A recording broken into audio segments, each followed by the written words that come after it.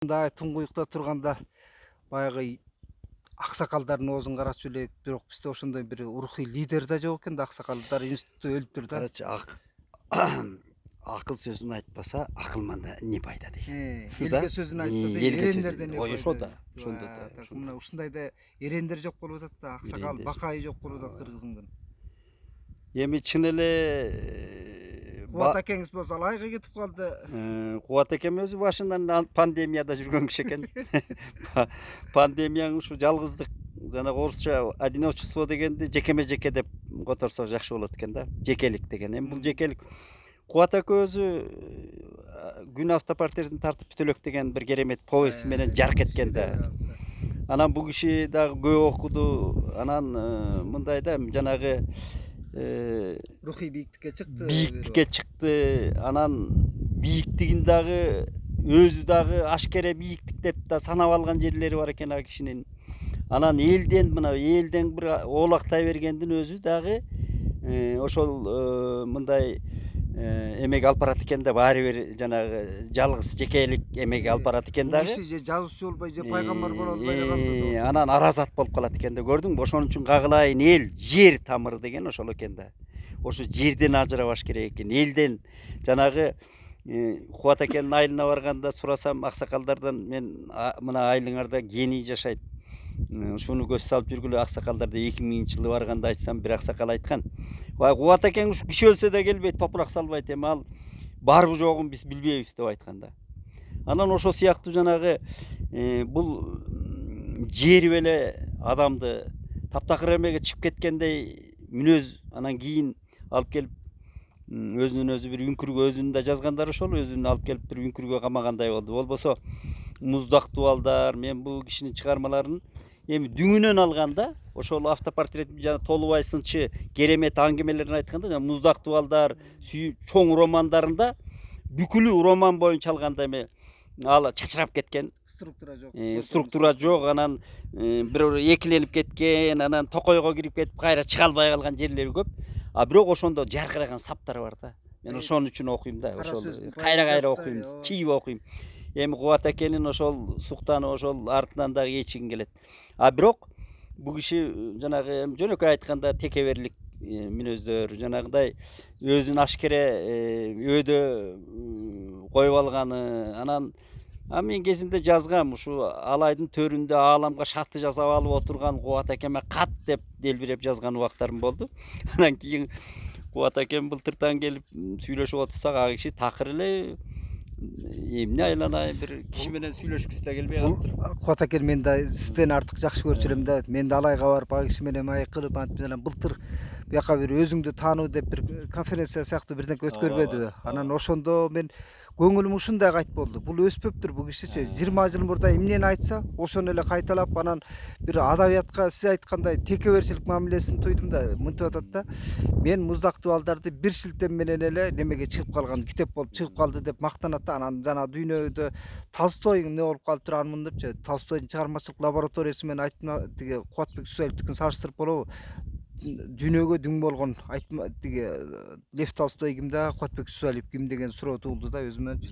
Анан мындай философияга, рухий туу чокуга жеткен киши дагы мындай адамдык кички этикада болот да. Анан залда отурган кээ бирлерди кемсинтип атат, басынтып атат. Тиги чанаштай болуп деп да спикерди айтып, башканы айтып, аны тамаша катар көргөн менен деле бирок рухий бир чоң өсүш жолго келген адамдын бул кризисиби, же өзүн өзү баягы обновить этпегениби, толуктабай, ошондой эле. Ошондой эле, анан элден да окчун калганы, жанагы элдин турмушунан окчун калгандык дагы. Анан бул жанагы бир жалгыздыктын жаман эмеси дагы эпкини да бул. Анан кийин эми ошол чанач панаш деп жана семиз кишилерге ошондой бир наркы жок сөздөрдү айтты да жерде.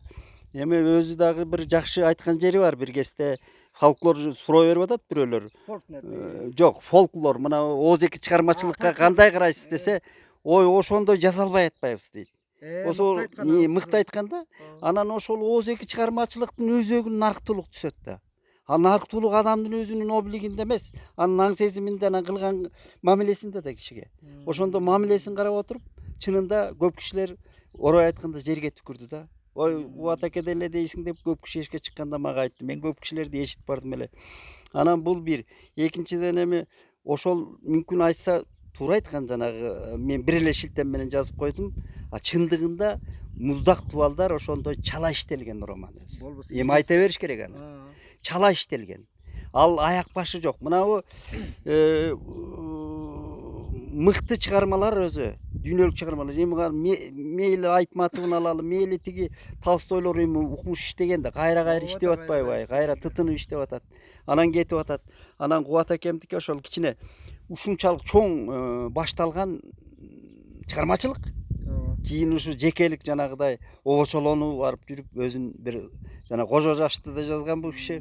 Кожо жаштай аскага камалып калгандай сезилет да мага дагы. Бирок Кубат аке кантке менен кыргыз адабиятына чоң бир агымды алып келди да, жанагы фольклор менен жазма адабиятты модернизациялаган бирден бир киши да биздин Ооз-эки решти жазма маданиятка жуурулуштурган ыкмасы укмуш да. Ооз-эки решти анан чачыратып жазганды, жанагы эркиндикти алып келди да, адабиятка эркиндикти алып келди да бул. Алып келди, бирок ошол эркиндиктин бул киши этек жеңин жей албай калды да өзү кийин. Эркиндикти алып келди, анан өзүнүн жеке жашоосунда да үлгү алып келди. Мына мен ошону туура көрдүм. Анан бир жолукканда айттым, Кубат аке, сиз көрсөтетиги бир көр кемпирде өзүңүз жазгандай чоң энеңиздин колунда төрөлгөндө эле жалгыз турбайсыз. Мен сиз туурап жиндүү болуп кала баштадым, жалгыздыкка кетем деп. Анан эми ошол мындай ыбырсыган мына аксакалдар азыр тойлордо, могу эмелерде жүрөт, жакшы эле кишилер жүрөт. Анан ушу тойлор, жанагы ыбырсыган турмуш көп акылды мокотот. Бул киши ошо жалгыздыкка сонун кетип, үлгү көрсөттү дагы. Анан кийин жана негедир мүнөзү ошондой менменсинүүгө же жанагыдай бир бизге туура келбеген эмелерге түшүп калгандай болуп калды да. Болбосо эсиңизде 90-жылдардын айланасында кандай айжаркын ойлорду айтты эле, баягы кыргыз акындары адам болбой туруп жазуучу болуп алышкан деп, анан тиги сынчыл көз карашы, биздин баягы улут өзүн кайра таануусуна бул киши чоң бир эркеч болуп берди эле да. Абийирдин сөзүн айтып, чындыктын тили менен сүйлөп. Ошол Мелистин эмгеги да. Мелис бул кишини бир жолу жанагы бир түз байланышка отургузуп коюптур. Жанагы каттар деген болчу эмес беле? Каттарга жооп берип атат да, обзор. Илгери газет иштеген мен жакшы билем. Келген каттардын баарын обзор жазчубуз. Кайра жооп жазчубуз да. Анан Кубат акени ошондой бир форма подача кылып булар беришти да. Эми азыр окусаң, Кубат аке ошо Кубат аке эле адам менен сүйлөшкөнү, көчөт кыз менен сүйлөшкөнү, байбиче менен сүйлөшкөнү айжаркын да бир. Укмуш диалогдор бар а жерде. Кээде интернеттен жанагы Садык Гуру жанагы Лайтманды берки Далай Ламанын немелерин угуп отурчу, лекцияларын угуп отуруп, Кубат акеге ошондой аудитория бар да азырчы. Анан интернет мүмкүнчүлүгүн колдонуудан артта калып калды мындай кишилерчи. Элге сөзүн айтпаса дегенибиз ушу да. Себеби эл момундай туңгуюкта турганда ошондой аксакалдар бир элге акылын айтып, акылдын шооласын чачыратып турса деген кеп да бул. Албетте, мен да ошо жазып да көргөм да, ошо акылманың жаныңда эле турбайбы кыргызым деп да жазгам да муну газетке. Мына акылман ушу киши. Афоризм сөздөр ошол чыгармаларынан алып, кайсы акылманыңдан кем деп жазгам убагында. Анан Кубат аке жанагыдай бул бир адам мынабу өзүн мынабу сынга, айрыкча сын жагына мынабу биз ушу 30 жылда ушуга түшүп калдык. Сындаган киши жок да бизде. Мурда Союздун убагында бар эле тепкилеп бир эмелер түшүп турчу, көкбөл тартып. Дагы бир кызыгы, Кубат аке кыргыз эл жазуусу намын берсе келди, алды өзү айткандай далпайып келди да, алды да баш тартып кое турган нерселерде тарыхый ход жасайт. Баракелди. Мен ошону аябай ичим ачышты да, ошол өзү айтып жүргөндө жана тусакка түшкөн кекиликтей болуп калды өзү. Өзүнүн сөзү бар. Мен тусакка түшкөн кекилик болуп калдым деп бир жеринде жазганда, ошо түшүп берди да жемге. Мамлекеттик саясатта бул туура эмес да, акын жазуучуларды баягы жем таштаган тооктой кылып эле тоо көпөдөгүчү. Ошону жанагы Карбалас досум айткан, былтыр форумга барганда, тет Алматыда экөөбүз ээн Талдыкоргондо Чокон Валихановдун эмесинде жүргөндө эртең менен досум кеп кылып калды, ушу эл акынын берген атат мага документ. Карбалас дос, ушундан президенттин буйругу чыккандан кийин отказ кылып жибербейсиңби, тарыхта каласың десем, мөңкүгөн досум секирип кетти, эмнени айтып атасың деп. Көрдүңбү? баш тарта албайт да эч ким. Мына бизде аксакалдык нарк Давир Шайлөөк Дүйшеевди сиз экөөбүздүн ат башчылыкка алганбыз Ооба. өткөндө 70 жылдыгына карата президент чакырыптыр, президенттик аппараттыга айттым деп атпайбы, президенттин өзүнө дагычы. Жазуучу үчүн эмне кымбат, китебин чыгарып берсең деп анан 3 китебимди чыгарып берсең дедим дейт да. Ошол Шайлөөк Дүйшеевдин деңгээли эле мүмкүн баягы улуттук адабият үчүн, балдар адабияты, жалпы адабият үчүн кадыры өтө турган киши эле да. Жеке өзүнүн Шайлөөк байкенин көрмандары Секөөскө окшогон капчыктуулар бар. Секөөсүн катарыбыздагычы. Ошолор деле чыгарып кое турган шарты бар да. Анан ушундайга келгенде улуттук масштабта бир эмне үчүн аксакалдар жок. Наркты дайыма оозанган киши да бул. Эми мынабу бизде бир жаман адат пайда болду да, сын өзүнүн деңгээлине жараша да. Ошол биз баягы чыгармаларын көрүп, Кубат эке мыкты айткан, жанагы кыргыздын акындарынын көбү адам болбой акын болуп алышкан дегенчи.